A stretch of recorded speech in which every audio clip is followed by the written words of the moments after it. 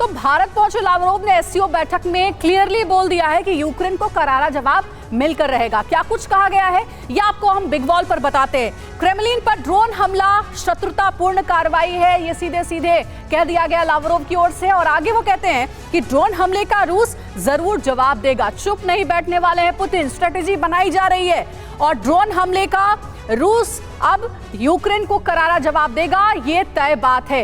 ये बड़ी बात एससीओ में लावरोव ने कह दी है और इसी से ज़ेलेंस्की को अंदाजा लग गया है कि आखिर क्रेमलिन पर हुए हमले के बाद कितना बड़ा पछतावा यूक्रेन को उन्हें खुद भुगतना पड़ सकता है। रूस के पास बहुत धैर्य है लेकिन एक्शन जरूर होगा, यह भी कह दिया गया है।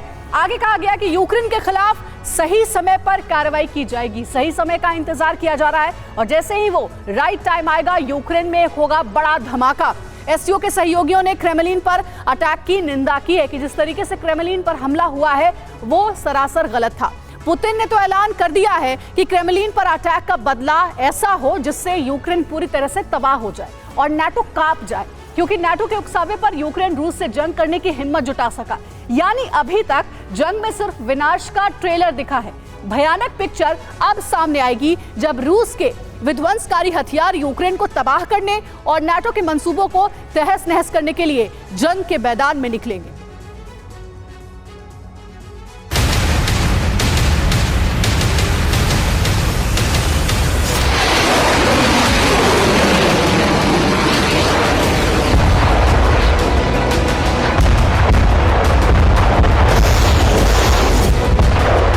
सदी की सबसे बड़ी जंग, नेस्तनाबूद हो जाएगा यूक्रेन।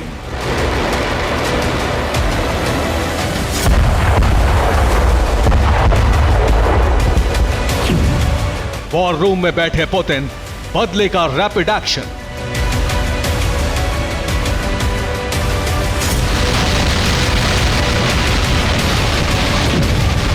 निकलेंगे महाविनाशक वेपन, यूक्रेन का होगा द एंड।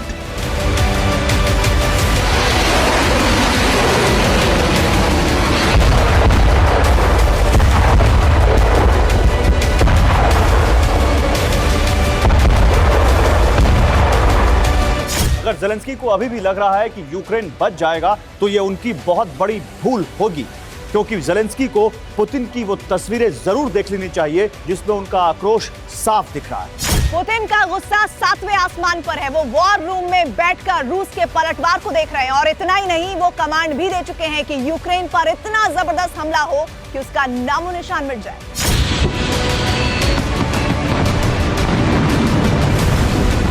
जाहिर है इतने बड़े हमले के लिए रूस को ज्यादा हथियार चाहिए होंगे, वो भी इतने विनाशक जो मिनटों में यूक्रेन को तबाह कर दें।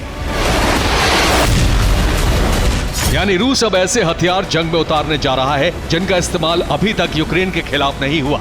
इसका इशारा रूसी संसद के निचले सदन ड्यूमा ने भी दिया है। ड्यूमा के स्पीकर व्याचेस्लाव वोलोडिन ने कहा है, अब यूक्रेन के आतंकवादी प्रशासन पर ऐसे विनाशकारी हथियारों के इस्तेमाल का वक्त आ चुका है जो उसे तहस नहस कर दे। हम कीव शासन को रोकने और नष्ट करने में सक्षम खतरनाक हथियारों के इस्तेमाल की मांग करते हैं।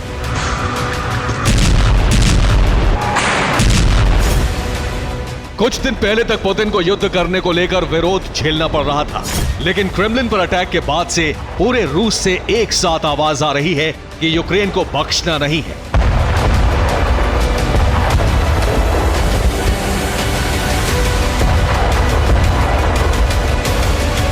पुतिन रूस के लोगों के गुस्से को समझ चुके हैं और वो खुद भी बदला लेने को बेचैन हैं। इसलिए वॉर रूम में बैठकर कमान संभाल ली है। पुतिन के फ्रंट लाइन पर आने से यह तय माना जाने लगा है कि अब विनाशकारी वेपन का इस्तेमाल भी किया जाएगा। Su-57 रूस का सुपरसोनिक फाइटर जेट, रूस का पहला स्टेल्थ एयरक्राफ्ट, जिसकी मदद से रूस यूक्रेन पर भारी तबाही मचा सकता है। रूस का ब्रह्मास्त्र RS-28 Sarmat intercontinental ballistic missile 10 target पर एक साथ एटमी हमला करने में सक्षम। 12,000 किलोमीटर रेंज वाली महाविनाशक यार्स मिसाइल एटमी अटैक करके यूक्रेन को दहला देगी। शॉर्ट रेंज स्कंदर मिसाइल करेगी बड़ा प्रहार। टारगेट का पीछा करके नष्ट कर देती है, न्यूक्लियर वॉरहेड ले जाने में भी सक्षम। क्रूज मिसाइल ज़िरकॉन 1000 किलोमीटर दूर तक दुश्मन को तबाह करने का दम रखती है। खास बात यह कि दुश्मन का एयर डिफेंस सिस्टम भी इसे ट्रेस नहीं कर सकता।